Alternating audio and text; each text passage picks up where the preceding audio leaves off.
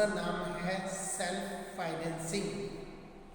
जब कंपनी के अंदर बहुत अधिक मात्रा में प्रॉफिट्स हो जाते हैं, अब उन प्रॉफिट्स पर शेयर होल्डर का राइट होता है, प्रेफरेंशियल शेयर होल्डर का राइट होता है। प्रेफरेंशियल शेयर होल्डर को उनका डिविडेंड प्रोवाइड करवा दिया जाता है। अब उसके बाद डिविडेंड की बात आती है इक्विटी शेयर की। अब एजीएम में हम स्पेशल रेजुलेशन डालकर कि ये डिविडेंड इक्विटी शेयर होल्डर को बांटने की बजाय दोबारा से कंपनी में री इन्वेस्ट कर लेते हैं और कंपनी को आगे किसी भी प्रकार की फिक्स एसेट की ज़रूरत है उसमें वो पैसा इन्वेस्ट कर दिया जाता है और इक्विटी शेयर होल्डर को डिविडेंड डिक्लेयर नहीं किया जाता। इसको हम कहते हैं प्लोइंग बैक ऑफ प्रॉफिट्स। खुद के पैसे का जो शेयर होल्डर का इक्विटी शेयर होल्डर का पैसा था उसको कंपनी में दोबारा से री इन्वेस्ट कर देना, that is called the ploughing back profits. इसकी merits, it is the cheap way to get the equity capital. इस तरह से कैपिटल इकट्ठा करने पर कंपनी का कोई खर्चा नहीं होता क्योंकि कंपनी के अंदर ही वो प्रॉफिट पड़ा है। कंपनी ने तो केवल एक एजीएम में रेजुलेशन डालना है और उसकी इंफॉर्मेशन सारे शेयर होल्डर को देनी है कि इस बार तुम्हें डिविडेंड नहीं दिया जा रहा है और तुम्हारे लिए एक जनरल रिजर्व क्रिएट किया जा रहा है। नो कॉस्ट, जब हम लोग किसी भी प्रकार का प्रोस्पेक्टस नहीं इच्छुक करेंगे, ना ही कोई एडवर्टाइजमेंट करेंगे, ना ही हमें किसी प्रकार का प्रोपेगेंडा करने की ज़रूरत है, तो हमारा कोई भी खर्च नहीं होगा। No invitation to the public, इसमें जो दूसरे और शेयर होल्डर हैं जो हमारे शेयर होल्डर नहीं हैं उनको भी आप लोगों को पैसे इन्वेस्ट करने के लिए किसी भी प्रकार का इन्विटेशन देने की कोई ज़रूरत नहीं है।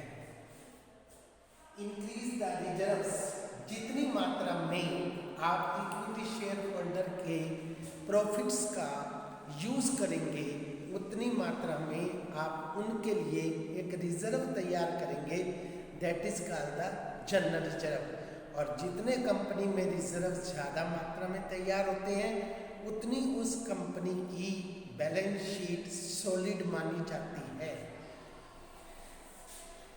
तो इसीलिए हमने कहा इंक्रीज द रिजर्व्स। अगला पॉइंट है increase the book value of shares. देखो बच्चों, हमारे शेयर की 3 प्रकार की वैल्यू होती है। एक होती है मार्केट वैल्यू, जिस मूल्य पर शेयर बाजार में खरीदे या बेचे जाते हैं उसको हम बुक वैल्यू कहते हैं। एक होती है फेस वैल्यू, जो शेयरों पर छपी होती है, 10 रुपये का, 50 रुपये का, 500 रुपये का, 1000 का, वो कहलाती है फेस वैल्यू। और एक होती है हमारी रियल वैल्यू, यानी कि एक कंपनी के समापन पर, एक कंपनी के लिक्विडेशन के समय एक कंपनी अपने शेयर होल्डर को कितने पैसे देने के काबिल है, that is called the real value, that is called the book value. और मैंने कहा कि जितनी भी शेयर होल्डर के रिजर्व्स इंक्रीज होंगे उतनी उनकी बुक वैल्यू इंक्रीज होगी। इससे आपकी मार्केट में कंपनी की गुडविल भी बढ़ेगी और आपकी वैल्यू भी इंक्रीज होगी। अब इसकी डीमेरिट्स ये हैं, no dividend provides to the equity share holder. अब प्रेफरेंशियल शेयर होल्डर को डिविडेंड कैश में दिया जा रहा है और इक्विटी को डिविडेंड नहीं दिया जा रहा है, तो इससे इक्विटी शेयर होल्डरों में कई बार रोष पैदा हो जाता है कि हमें डिविडेंड कैश के रूप में मिलना चाहिए। नो ट्रेड ऑन इक्विटी, ये मेन पॉइंट है बच्चों, +2 में भी काम में आएगा। ट्रेड ऑन इक्विटी हमारा कब कहलाता है? जब हमारी कंपनी की कैपिटल में हर तरह का रंग हो, इक्विटी भी हो, प्रेफरेंशियल्स भी हो, डिवेंचर्स भी हों, लोन फ्रॉम बैंक भी हो, लोन फ्रॉम फाइनेंस इंस्टीट्यूशंस भी हो, और यदि आप कॉन्टिन्यूसली इक्विटी की मात्रा को बढ़ाते जाएंगे, रिजर्व्स को बढ़ाते जाएंगे, तो उससे आपकी डेब्ट की मात्रा बहुत कम हो जाएगी और इक्विटी की मात्रा बढ़ जाएगी और आपका ट्रेड ऑन इक्विटी कम हो जाएगा और उसके कारण इक्विटी शेयर की इनकम पर, ईपीएस पर, अर्निंग पर शेयर पर बैड इफेक्ट पड़ता है। इसलिए हर एक चीज़ की अपनी मेरिट्स भी है, डिमेरिट्स भी हैं। इस पर आपको क्वेश्चन तैयार करना है। That's all.